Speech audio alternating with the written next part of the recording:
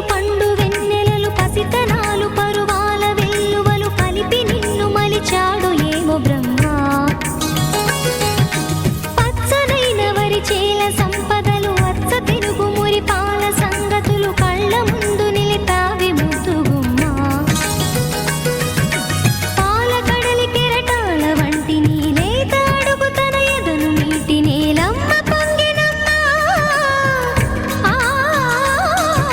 ఆగని సంబరమా ఆగని సంబరమా.